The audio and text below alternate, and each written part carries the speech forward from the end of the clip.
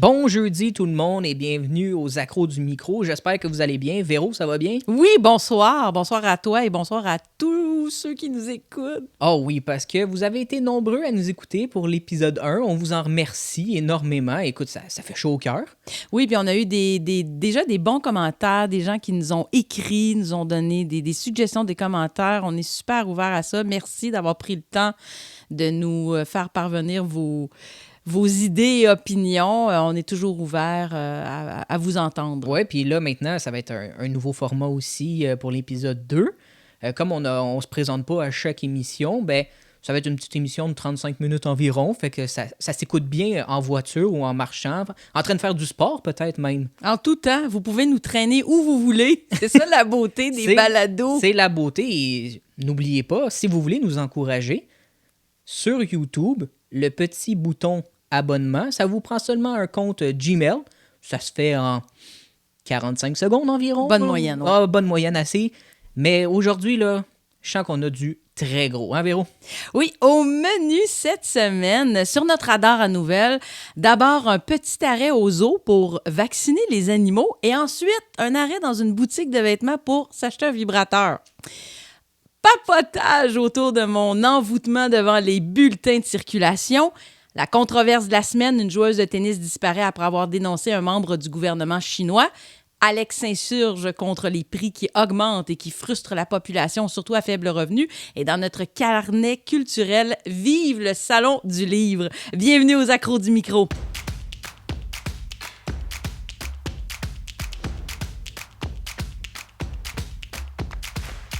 Oh oui, comme tu viens de mentionner le zoo. Hey non, mais quand je suis tombé sur cette nouvelle-là, parce que la nouvelle sur notre radar, il faut l'expliquer aux gens. Oui, prenons le temps. C'est une nouvelle qui est venue nous chercher, mais en même temps que certains ne savaient même pas qu'il y avait une nouvelle sur ce sujet-là. Oui, la semaine dernière, d'ailleurs, tu m'avais appris cette nouvelle. Cette semaine aussi, quand tu m'as dit le choix que je l'avais pas vu passer. Donc, l'idée de notre nouvelle sur notre radar, c'est vraiment, Alex et moi, choisissons quelque chose qui a vraiment retiré notre attention. On veut faire réagir l'autre aussi. Absolument. On va donner notre opinion sur ces nouvelles, puis Parce que moi, c'est un petit survol. Ben, c'est un petit survol. On rentre pas non plus trop en profondeur. Tu sais, on veut quand même que l'émission se passe bien. On veut pas non plus trop de débats sur une nouvelle que certains pourraient considérer fait divers, comme la mienne, justement. Peux-tu croire que depuis la semaine dernière, quand il y a eu 3 léopards des neiges, ben, au zoo, au Nebraska, ils sont morts de la COVID-19. Là, tu te dis, les animaux, ça peut contracter la COVID-19. Oui, ça en meurt. Puis le zoo de Granby, ils ont décidé, là, cette semaine, qu'ils vont vacciner plus de 90 de leurs animaux. Est-ce qu'il y a un choix dans les animaux qui vont vacciner? Ben pour c'est pas parce que plus de 90, ça veut dire que c'est pas l'entièreté des animaux. Non, c'est pas l'entièreté, mais pour l'instant, on parle notamment des gorilles, les grands félins, puis aussi tous les animaux que les humains vont toucher. Ouais, parce que des mammifères à 4 pattes, comme peut-être des ânes ou quelque chose de même, c'est sûr qu'on va pas vacciner des serpents. Hein? Bon, ça, déjà, en partant, moi, le serpent, c'est vraiment... moi, j'ai peur de rien dans la vie. Ça a l'air bizarre, là, je sais pas ça que je veux dire. Je suis pas meilleure, mais s'il y a une chose avec laquelle j'ai vraiment beaucoup de difficultés, ce sont les serpents. Je peux même pas les voir en photo ou à la télévision. Je change de poste si je vois ça. Non, donc, cette nouvelle-là est venue me chercher quand même parce que je me suis dit, ben là, en ce moment, tu sais, c'est la vaccination qui vient de débuter pour les 5 à 11 ans. Il y a la 3e dose pour les personnes un peu plus âgées au Québec. Mais là, on sort qu'il y a des animaux qui vont profiter de cette vaccination. Est-ce qu'il faudra leur demander leur passe vaccinale? Non, leur passeport. Oui, mais c'est parce qu'on savait qu'il y a eu... il n'y a pas nécessairement, je pense, d'informations tant que ça, de lien entre les animaux et la COVID-19. À savoir si les animaux peuvent propager le virus. Je pense, à date, ce que j'avais lu là, sur le site du gouvernement canadien, c'est dans la plupart des cas, c'est les humains qui infectent les animaux, mais ils peuvent souffrir de la COVID. Du virus, avoir aussi des effets secondaires, puis avoir des symptômes également. Là. Mais moi, tu sembles... pas d'accord, mais perplexe un peu par rapport à ça. Tu te poses une question. Il me semble que la santé des animaux est importante. Oui, la santé des animaux est importante, mais vraiment, vacciner les félins du zoo de Granby, bon, selon moi, là, ça a fait le tour de la question. Bon, OK, on passe à ma... Ben oui, mais toi, je suis intrigué avec au menu, qu'est-ce que tu nous as dit, là? De quoi tu parles? Bon, les boutiques de vêtements Dynamite font jaser depuis quelques jours parce que sur des présentoirs maintenant, là, dans leurs magasins, entre des chandails, jupes et pantalons, les vibrateurs ont fait leur apparition, toi, et hop, ah ouais, dans le sac. Est-ce que tu as vu ça passer comme nouvelle? Ah, écoute, ça l'a fait le tour des médias sociaux. C'est sûr que j'avais vu la nouvelle, mais j'avais pas cliqué sur le lien pour lire un article en tant que tel, parce que moi, j'y vais par titre. Il faut que le titre soit accrocheur, mais avant de voir cette nouvelle-là, je vais te conter une anecdote. Tu vas tomber par terre. Je t'en prie. Chaque vendredi, je vois mes grands-parents. Et lorsque je suis allé vendredi passé, ma grand-mère m'a dit j'ai vu que maintenant, il y a des boutiques qui vont vendre des jouets sexuels. J'ai dit hein? De quoi tu parles? Ah, elle est au courant, ta grand-mère. grand-mère. Elle dit, ma grand-mère, elle confond souvent télévision et radio, donc elle a dit je l'ai vu à la radio. Ah ben... Oui, ben, elle a 83 ans, s'il vous plaît. Ne jugeons pas. Elle a peut-être une radio et spéciale. je la salue. Salut, grand-maman, si tu passes par là. Et grand-pa aussi, évidemment. J'ai mon grand-père qui est là. Allô, grand-papa, grand-maman. Et elle me dit, je trouve ça bien correct. Faut que jeunesse se fasse. Oui! Non, mais attends, t'imagines-tu aller au Dynamite, tu dis, bon, je vais prendre cette belle petite jupe, elle va bien aller avec ce haut. Ah, puis je vais prendre ce dildo-là. Oui. Non, mais... Non, moi, je vois ça très bien. Peut-être pour la Saint-Valentin, ça peut se vendre, ça. Ah, ben, en tout temps, vraiment, bravo à ta grand-mère avec son ouverture d'esprit. J'adore ça. C'était une très bonne anecdote. Déjà, en partant, moi, je pense pour Dynamite, là, d'en parler autant dans les médias, l'entreprise doit être contente parce que ça fait un beau gros coup de pub gratuit. Parce que combien vont vouloir aller voir par eux-mêmes? Ben, surtout que bientôt, faut pas oublier, c'est Noël. Oui! Noël, on ne sait pas encore si on va avoir le droit de se réunir, théoriquement 10 à l'intérieur, mais si vous n'avez pas vraiment de famille immédiate, allez chez Dynamite, il y a un petit Black Friday en ce moment. Hein? Peut-être qu'il y a des spéciaux. Attends, peut-être qu'il y a des spéciaux, non?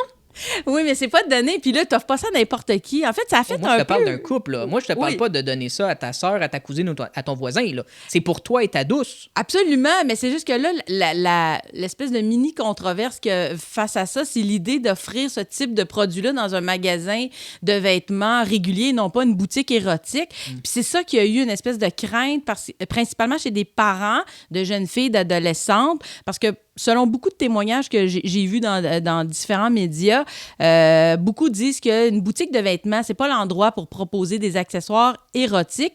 Personnellement, je trouve pas que c'est un objet qui est explicitement érotique. Là. Il y a rien de déplacé ou vulgaire. L'objet en soi, je sais pas si tu as vu les photos, il est joli, c'est coloré, mais nécessairement, c'est sûr que ça attire le regard. En 2021, là, excuse-moi, je pense que les jouets sexuels, c'est plus tabou. C'est ça. La preuve, là, avec ma grand-mère. T'en as parlé. Ma grand-mère... Ma grand-mère qui me parle de ça, j'étais aucunement gêné. Puis qu'est-ce que des fois on se fait comme petite blague avec ma sympathique grand-mère, c'est qu'une fois qu'on parle de sexualité, un ou l'autre va sortir tout le temps cette phrase culte « mes chastes oreilles », comme si on n'avait jamais rien entendu ou vu. T'sais? Hey, coquine, ta grand-mère. Ah, ouais. Oui, mais je trouve que la position qu'on a entendue dans les médias beaucoup, je trouve ça frileux, je trouve que c'est un petit peu puritain. Je me demande à quel point c'est pas encore une fois l'idée de qu'on veut pas voir ce qui fait partie de la vie sexuelle des femmes sur la place publique. Donc, enfin, moi, je trouve qu'au contraire, ça peut ouvrir la place à des belles discussions. Et tant mieux, il faut démocratiser le tout. Fait que moi, je dis que ça a sa place.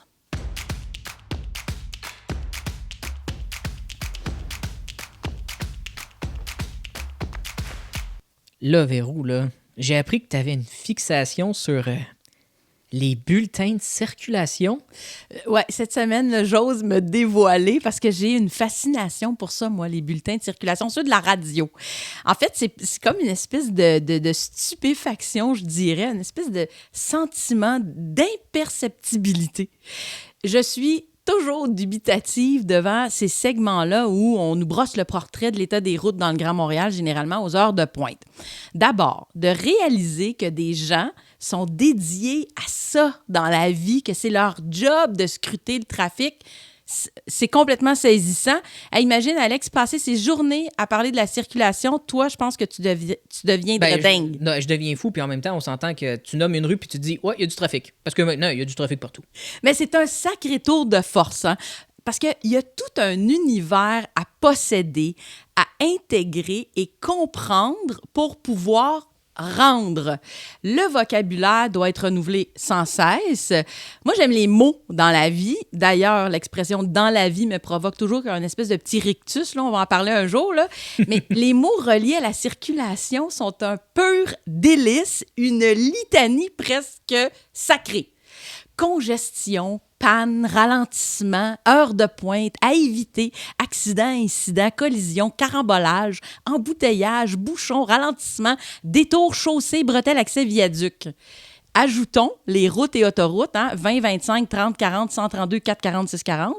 Métropolitaine, Descaries, 15, tunnel, Hippolyte de la Fontaine, échangeur Turcot, les ponts, faut pas oublier les ponts. Jacques Cartier, Samuel de Champlain, Victoria. Moi, j'aime vraiment celui de l'île aux Tourtes. Je sais pas, il sonne coquin. Et un endroit, c'est toujours souvent circonscrit. C'est vers, à la hauteur de, dans le secteur de, à partir de. Ouais, tout le temps. Puis c'est vraiment un langage assez... intéressant, je dirais, à la radio. Ben, ça me semble en plus toujours déclamé à toute vitesse, dans un seul souffle, comme un secret divulgué in extremis, là, dont la vie de tout le monde en dépendrait. On dirait quasiment des encanteurs d'asphalte. Moi, c'est comme ça que je les appelle. Et ça fait également appel, à mon sens, puis tu en as glissé un petit mot, là, à une sorte de langage codé que seuls les initiés comprennent. Mais qui sont-ils, ces gens? Parce que, mis bout à bout, là, tout ce vocable forme une espèce d'amalgame insaisissable. Et surtout, c'est dénué de ponctuation. Les virgules et les points sont complètement absents. Et comme tu l'as dit, c'est vraiment là, d'un trait. Ouais, ben, pour illustrer mon propos, voici le verbatim d'un bulletin de circulation radio que j'ai sans gêne retranscrit. Et je vous jure, là, c'est du mot à mot, ça a été dit comme ça à la radio. Et là, je vais tenter de le débiter comme je me souviens l'avoir entendu. Je t'écoute. Ça demande du souffle là, pour ça, là, puis une voix de radio de circulation. Ouais, puis il y a une petite musique d'habitude de fond, mais là, on n'en a pas. Une petite musique présente. Si tu veux, regarde, mets aussi un petit peu de virgule si tu sens que... Non, je vais essayer je veux pas que tu tombes non plus à terre sans connaissance. Absolument, je me rendrai pas là, mais je vais essayer de le faire comme je l'ai entendu, parce que vous allez comprendre quand je dis que je trouve que bout à bout, c'est incompréhensible. C'est parti. Autoroute des Laurentides, on arrive secteur d'Agenais 13 Sud après Eichmore pour la 20, 13 Nord après la 40 et un peu avant la 640, 25 Terrebonne, on est rendu à la montée Saint-François-Descaries Sud, premier tiers à Descaries Nord, tranquillement, on approche de Queen Mary. Pont Samuel de Champlain, c'est après l'île des Sœurs, les autres ponts vers la Rive-Sud, ça va très bien. Le tunnel en direction de Montréal, c'est après le tunnel jusqu'à Beaubien métropolitaine en direction ouest. On est nombreux à partir de Viau jusqu'à l'échangeur Descaries en direction est, Côte de Liesse jusqu'à Saint-Laurent, 20 est secteur 32e avenue, 20 ouest l'échangeur Turcot. Le problème, c'est qu'il y a un accrochage, 2 voies du centre, juste avant l'échangeur Saint-Pierre, pont Charles de Gaulle, ça c'est un bon choix, ça va très bien également pour le métro. Alex? Ouch. Que retiens-tu? Je vais rester chez moi. Non, mais mettons, là, disons là, que toi, t'entends ça, puis là, t'es sur Descaries Sud, là. Tu fais quoi, là? Je sais pas. Ben, c'est ça, le problème. Je sais pas, mais tu l'as bien dit à la fin, parce que moi aussi, quand je conduis, on entend tout le temps la circulation. Et à la fin, la fameuse... Tout se passe bien dans le métro. Moi, quand j'allais à l'école, ça fonctionnait jamais. Là, soudainement, je ne vais plus à l'école. Ça fonctionne bien. Le métro va super bien depuis que tu ne l'utilises plus. Ben, c'est ça. Mais moi, écoute, tu sais comment j'ai des anecdotes. Ben, voyons donc, toi. Ben, écoute, je vais t'en nommer une très bonne. Tu sais, des fois, quand il arrive à parler de la rive sud, il dit « Ah, c'est beau, mais c'est ralentissement jusqu'à De Mortagne et tout ça. » Puis ils sortent souvent De Mortagne. De Mortagne. Il y a des mots comme ça qui nous accrochent. À un moment donné, j'allais chez l'oncle de ma copine qui habite à Saint-Hyacinthe. Donc, j'ai pris le tunnel Louis-Hippolyte. Puis, quelle fut ma stupeur lorsque je vois sortie de Mortagne. J'ai dit « ça existe, une sortie. » Moi, je pensais que c'était un mot codé qui voulait dire genre... Je sais pas, moi, je suis pas vite. Puis là, quand j'ai vu De Mortagne... Ça paraît. Ben, vraiment pas. Puis là, moi, je suis un petit gars de Montréal. Puis là, je vois De Mortagne. Puis là, je fais maintenant, je sais c'est où De Mortagne. Fait que là, tu le sais, quand t'entends ça bloque à partir de où? Ben, à peu près. Puis là, je me dis, J'ai l'air vraiment épais en ce moment, mais c'était ma petite anecdote parce que moi, je suis le Jean-Marc Parent de la radio. C'est faux, littéralement, mais j'ai des anecdotes sur beaucoup de choses. Et là, je sais qu'à partir de maintenant, là, vous n'entendrez plus jamais les bulletins de circulation de la même façon. Puis c'est un peu ça aussi, les accros du micro. Hein? On s'immisce dans votre tête.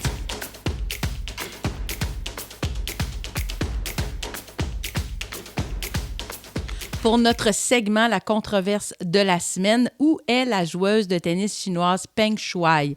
Petit rappel, le 2 novembre dernier, la joueuse de 35 ans, qui est d'ailleurs l'ancienne numéro 1 mondiale en double, très célèbre dans son pays, a mis en ligne sur le réseau social chinois Sina Weibo un message déclarant qu'elle avait été agressée sexuellement par un ancien vice-premier ministre chinois et depuis, Peng Shuai n'a plus été revue. Naturellement, au départ, le message a été censuré, mais il a réussi à être vu, à créer une onde de choc à l'échelle planétaire. Selon le New York Times, le mot « tennis » a même été censuré un certain temps dans les moteurs de recherche en Chine. Les médias officiels chinois ont d'abord diffusé un message disant que la joueuse se rétractait, qu'elle avait menti, qu'elle était finalement bien tranquille chez elle à se reposer. Bien évidemment, tout ça sonne la mise en scène grossière. Et ça, c'était la semaine dernière. Et là, depuis quelques jours, il y a eu des images qui sont apparues, des extraits vidéo où on l'a vu, entre autres, je pense, avait signé des autographes. Il y a eu une soi-disant rencontre avec le président du CIO, Comité international olympique. Je pense que tu as pas mal suivi ça, toi, Alex. Moi, j'ai suivi vraiment le volet sportif de l'histoire parce que c'est une ancienne joueuse de tennis. Et disons que l'ATP et la WTA, qui sont les ligues de tennis masculines et féminines, quand ils ont su qu'elle avait quitté le monde virtuel, parce que son fameux tweet, si on pourrait dire ça comme ça, a été supprimé peu de temps après qu'elle a été publiée. Là où elle dénonçait qu'elle avait eu un homme politique chinois. Oui. Et là, il faut revenir 24 heures après ça. Parce que les 24 heures suivantes ont été très déterminantes puisque à l'international, cette nouvelle-là a fait réagir. Donc, les médias locaux chinois ont dû dire « Non, elle va bien, tu l'as si bien dit, elle a besoin de repos, inquiétez-vous pas. » Mais la WTA, ils ont fait mon œil. Ils n'ont pas acheté cette version-là. Ils n'y ont jamais cru. Puis bizarrement, quelques heures plus tard, 4 photos et 2 vidéos d'elle apparaissent sur Internet. Là, tu te dis, OK, ils ont été pris quand? Est-ce que c'est maintenant? Une photo, c'est tellement facile à truquer maintenant avec les technologies. Fait que là, la WTA a demandé justement, OK, je veux une rencontre avec elle. Elle va pas bien pour l'instant, elle a besoin de repos, mais elle va être là à un tournoi junior chinois très lucratif pour leur pays. Il l'avait donc annoncé. Il avait donc annoncé qu'elle allait être là, mais tu sais, ce qui sort de la Chine, on sait jamais si c'est vrai ou pas. Fait que là, il y a eu des images de cette dite matinée au tournoi junior de Chine, où est-ce qu'on la voyait, souriante, à côté d'hommes du tournoi de tennis. Et là, le monde a fait « OK, mais cette vidéo-là a l'air un peu truquée. » Fait que là, a eu finalement les répercussions à l'international, une conférence, vidéoconférence plutôt, avec le président du CIO. Mais là, tu te dis « OK, fait qu'ils vont montrer l'extrait, ils vont nous dire « OK, elle est correcte, il lui a parlé théoriquement. » Non. Le président du CIO, ils ont seulement mis sur leur page Twitter que ils se sont parlé pendant de longues minutes. Il y a une photo, c'est tout. On voit une photo du président de dos avec la joueuse de tennis sur un écran. À l'écran.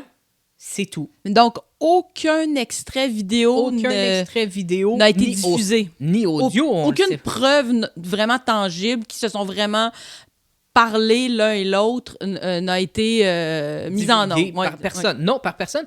Et là, ça fait déjà, comme tu dis, une semaine, puis l'affaire est encore en cours. Là, on dirait que ça traîne. Ça traîne beaucoup parce que le monde se demande, mais elle est où? Il y a un hashtag, justement, où est-elle? Où est-ce qu'il est cette joueuse de tennis? Comment ça se fait que, soudainement, elle a disparu de la toile? Elle n'est plus là, ses comptes sont fermés, il n'y a plus rien. Et il y a des joueuses de tennis, notamment Naomi Osaka. Elle est très engagée surtout sur le racisme, puisque c'est une Japonaise, mais américaine. Elle a la peau basanée, donc elle est métisse. Et elle a beaucoup elle a eu affaire avec la dépression, elle. Fait que le monde la reconnaît pour ses causes. Et elle s'est dit choquée de la situation. Mais là, il ne faut pas oublier quelque chose, là. Peut-être que je ne t'apprends rien, là, mais en début d'année 2022, c'est les Jeux olympiques d'hiver. Ben c'est ça s'en vient rapidement. Et c'est à Pékin, ou oui. Beijing, pour ceux qui aiment appeler ça Beijing. Mais là, je me dis, là, parce qu'on a pu voir certains médias qui ont dit, est-ce qu'on devrait boycotter les Jeux? Oui, ça, c'est la grande question. Parce que là, ça devient C'était la question un peu avant même cet épisode-là, avec cette joueuse. La question était soulevée. La question était déjà soulevée. Je pense, entre autres, à la Chambre des communes, au gouvernement canadien. Je pense que c'est le Bloc québécois qui a voulu faire une motion de censure par rapport à tout ça. Bon, bref. Les États-Unis aussi, veulent pas. Depuis l'épisode du coronavirus, eux, ils pensent que c'est les Chinois, puis pour eux, c'est la Chine qui est derrière tout ça. Donc, ils mettent tout ça dans le même paquet. Ils mettent ça dans le même paquet, puis on a pu voir aussi que là, ça va loin. Boycotter des Jeux, ça va loin. Mais c'est gros, mais là. La question se pose. Est-ce que les athlètes doivent boycotter Pékin pour 2022? Personnellement, au début, j'étais pour. Je me suis dit, ça pourrait... Tu sais, c'est vraiment un message fort. Mais après ça, je me suis rétracté pour une seule raison. Les athlètes qui s'entraînent 2 ou 3 ans, qui font des compétitions internationales et nationales. Ben, des fois, c'est une vie, là, aussi. Il y en a qui ils ne veulent que ça. Fait que j'enlève absolument rien aux athlètes. Puis si tu te fais dire, OK, tu vas en Chine, là, il se passe ça, es-tu d'accord? Veux-tu y aller? Te sens-tu à l'aise? Parce qu'on sait qu'en Chine, il y a beaucoup de censure. Puis là, on demande aux athlètes aller en Chine pendant à peu près 2 semaines et demie environ, aller gagner des médailles, puis revenez à votre petite vie pépère, tranquille, comme si de rien n'était. Dites rien, faites pas de vagues. Mais pendant ce temps-là, là, moi, je me dis, tu sais, j'ai des amis qui sont dans le sport de haut niveau. Et je me dis, s'il y a son billet olympique, là, c'est un rêve. Oui, OK, c'est en Chine. Je comprends, c'est en Chine. Puis en ce moment, c'est de la diplomatie politique. Ouais, ben le sport n'a pas d'impact, selon moi. Et pour moi, au début, comme je t'ai dit, j'étais pour. Maintenant, je suis contre. Non, parce que là, c'est de remettre finalement sur le dos des joueurs, des joueuses, des athlètes, en fait, la décision puis tout le poids politique derrière ces prises de position-là, en fait, alors que ça devrait être... Là, on parle davantage, je pense, plus avant, on commence à parler de boycottage diplomatique. Là, c'est est-ce que les représentants des nations doivent se déplacer? Je pense que là, on a, entre autres, interpellé à ce sujet-là la nouvelle ministre des Sports du gouvernement canadien. Va-t-elle y aller? Va-t-elle pas aller? Parce que... Mais c'est un couteau à double tranchant parce que la Chine fait partie des puissances du monde malgré tout. Hein? Ben c'est ça, c'est comme une position un peu intenable, mais d'un autre côté, s'il n'y a jamais rien qui est fait devant cet autoritarisme-là, les choses ne bougent pas non plus, mais je pense pas que, comme tu le dis, que ça doit reposer sur les épaules des athlètes de prendre cette décision de boycottage ou pas. Mais là, c'est sûr que l'histoire, parce qu'on se rappelle que au départ, l'histoire de la joueuse Peng Shuai qui est disparue... Au départ, elle dénonçait un ancien haut placé chinois et qu'elle accusait littéralement d'agression sexuelle pour en faire devenir sa maîtresse, OK? Mais là, c'est cet événement-là qui met un poids supplémentaire sur la situation des Jeux olympiques et le boycottage et tout ça. Tu sais, il y avait déjà, je pense, une levée de bouclier à ce sujet-là, mais là, la situation de sa disparition vient d'enflammer toute la planète, là. Ben, c'est gros à l'international. C'est immense même. Si un athlète va décider de boycotter par choix, on va l'applaudir. Penses-tu qu'il y en a qui vont le faire? Des jeunes, peut-être. Des vieux, ou est-ce que c'est sûrement leurs derniers Jeux olympiques? Non. Non, je crois pas. Et si les grosses délégations comme le Canada et les États-Unis, exemple, boycottent les Jeux, les Asiatiques vont tout rafler puis ils vont dire on est les meilleurs, mais en vérité, c'est parce qu'il y a eu un boycott. Et vous étiez tout seul. Il manquait les gros noms. Puis ça, j'ai un peu de misère. C'est pour ça que c'est une situation, si peux me permettre, malaisante. C'est très, très, très, très, très malaisant. C'est très délicat. C'est délicat, c'est en eau trouble, hein, littéralement. C'est un couteau à double tranchant parce que tu veux pas perdre tes accords commerciaux aussi avec la Chine. Puis on sait qu'au Canada, on fait beaucoup affaire avec la Chine. Donc, je me dis, la personne qui va prendre ce choix, si c'est un gouvernement, là, pas individuel, là, si le gouvernement fait le choix de boycotter, il va avoir de très grandes répercussions. Et à long terme.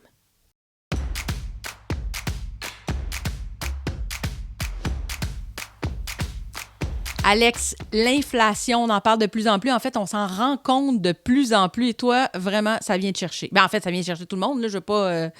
mais c'est flagrant. Ah, Véro.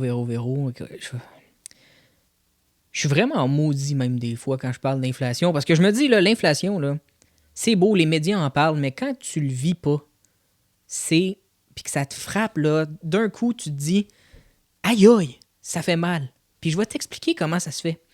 Depuis le 20 mars 2020, OK, ça fait un petit bout, je fais les commissions pour ma grand-mère. Si elle a besoin, gentil. Ben oui, elle a besoin de son épicerie, je vais aller pour elle. Elle a besoin de commission, je vais aller pour elle. Au début de la pandémie, j'allais chercher même ses médicaments. Là, maintenant, elle y va puisque c'est à une rue, puis elle se sent à l'aise avec le masque et tout ça. Depuis 4 semaines, lors de son épicerie, elle aime beaucoup la laitue frisée. Jusqu'à là, c'est comique. T'as un petit sourire en coin, t'as le droit. Pas du tout. Non, mais c'est bon de la laitue frisée. Ben oui. C'est le mot frisé après qui me fait rire. C'est vraiment drôle, puis c'est de la verte. C'est pas de la rouge, c'est de la verte. On a défini un légume, c'est ça qui me... Ben oui, puis là, enfin bref, poursuivons. Pour une personne âgée, quand elle a sa routine, ben, elle ne déroge pas. C'est à chaque semaine, il va avoir ses tomates, ses bananes, ses pommes de terre, puis sa laitue. Durant l'été, oui, certes, la laitue était québécoise, donc quand il était en spécial, c'est sûr, elle était à 99 sous, voire $1 et 29. C'est normal. Mais là, depuis 4 semaines, dans mon épicerie de quartier, la laitue augmente sans cesse. Puis là, tu me dis, bah, ça doit augmenter de quelques sous à peine. Non. Reculons de 4 semaines. Elle coûtait 2,99. Là, tu dis, bon, c'est pas si pire.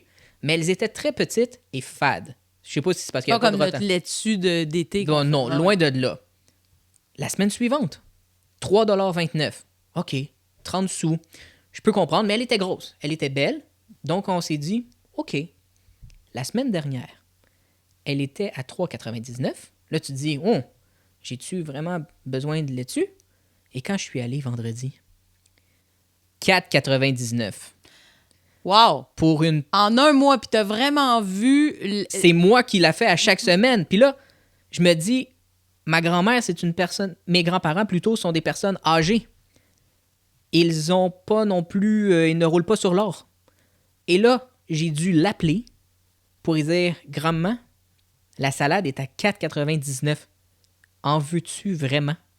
Elle m'a dit, tu te fous de moi? 4,99 $? J'en ai assez pour cette semaine. Est-ce que c'est vrai? Elle me dira pas non. Moi, je lui ai proposé, je lui ai dit grandement, écoute, c'est ton argent, c'est toi qui payes, je comprends, là.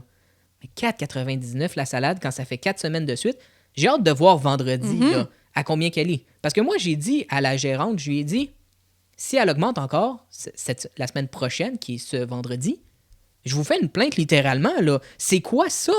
C'est quoi ce bordel-là? C'est des foutus fruits et légumes, bâtards.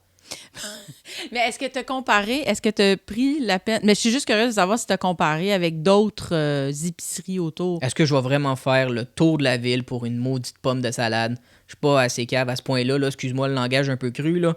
Ma grand-mère, elle va à ce magasin-là depuis une dizaine d'années. Les prix sont toujours bons. Puis là, soudainement, l'inflation! Oui, est-ce que j'ai pris une voix de mongol, là? Je m'excuse, là, mais moi, l'inflation, là, j'en ai plein mon casque, littéralement, puis ça ne fait que commencer. Ah ouais, mais là, c'est parce que là, tu dis... c'est pas juste sur la laitue. Mais non, là, tu te dis, OK, as-tu d'autres exemples? Mais je vais t'en donner d'autres exemples. Exemple des patates à déjeuner surgelées. Il y en a plein qui aiment ça, manger ça. Mm-hmm. Habituellement, là, 2 pour 5, quand ils sont en spécial, c'est un bon deal. C'est un très bon prix. Là, maintenant, c'est 2 pour 6,50. Là, tu te dis, OK, ça, c'est dans les épiceries. Peut-être qu'il faudrait que tu changes d'épicerie. Là. Je vais te parler d'un restaurant. OK? Maintenant, manger là, du McDo ou du Burger King, là, c'est rendu un luxe. Il faudra quasiment y aller en veston-cravate tellement que ça va coûter cher bientôt, là. Écoute, ils ont sorti la publicité des fameux authentiques au poulet. Moi, j'adore manger des authentiques sandwich au poulet. C'était 2 pour 5 $. C'est rendu 2. C'est rendu 2 pour 7 piastres. OK, c'est comme, ils font encore une promotion, mais la promotion a augmenté de 2 $. Ouais, mais attends. Des fois, ils sortent les 10 bouchées de poulet. C'est pas les meilleurs. Là. Non, c'est pas les meilleurs. Je t'ai dit, j'en ai gros sur le cœur. Là, j'ai fini de parler de ma grand-mère. Je vais parler de mon expérience personnelle. J'aime bien manger du Burger King. Habituellement, là, à 2,99, t'as 10 croquettes quand ils sont en spécial proche du temps des fêtes. Oui. Ben là, maintenant, elles sont encore à 2,99. Tu dis, ben ça, c'est pas cher. 10 croquettes, 2,99. Il y en a plus 10, il y en a 8. Ah ben, Colin. Ils ont diminué les maudites croquettes. Non, mais tu te prends pourquoi? Puis là, dis-toi, c'est encore pire, là. Là, c'est juste la bouffe. Ce n'est que la bouffe. Mais on oublie, là. Il y a les maisons. Oui. Il y a les maisons, puis moi et ma copine, on va bientôt commencer à chercher pour partir ensemble. Excuse-moi, mais t'as-tu vu le prix des maisons? Ah, je l'ai vu, puis j'ai fait... Moi, je capote, je me mets en petit bout, je vais pleurer littéralement. Là. Je vais pleurer. Moi, écoute, c'est... Puis on parle pas du prix de l'essence non plus. Parle-moi pas du prix de l'essence, parce que là, j'en ai pour bien longtemps. Mais est-ce que tu connais les 3 fondements d'une société? Ben oui, mais je vais te faire le plaisir de les nommer. Loger, ça coûte cher. Nourrir, ça coûte cher. Et là, le dernier, c'est vêtu. Non, mais c'est quoi la prochaine chose qu'on va devoir mettre de côté puis se sacrifier?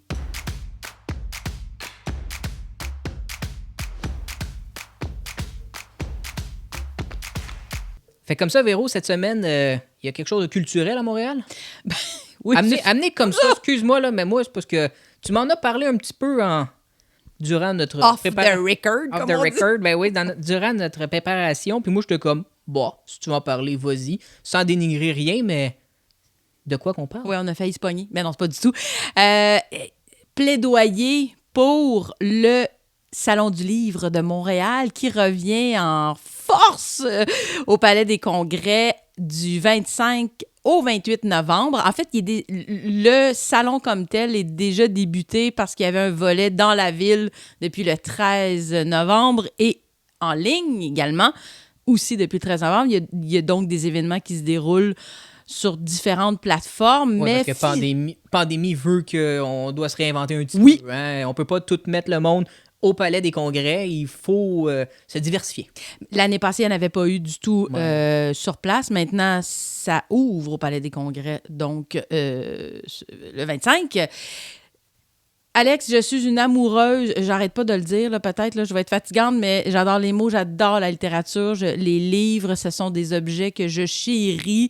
Depuis toujours, je lis. Donc, pour moi, cet événement-là, c'est un incontournable. C'est vraiment l'endroit où je tripe à aller me perdre pendant des heures et j'ai pris l'habitude dans les dernières années d'y aller seule, justement pour pas avoir personne là, qui dit bon, t'as fini ou sinon il faut avoir vraiment quelqu'un qui est aussi fanatique et qui tripe à aller se perdre dans les rayons, à aller faire des découvertes.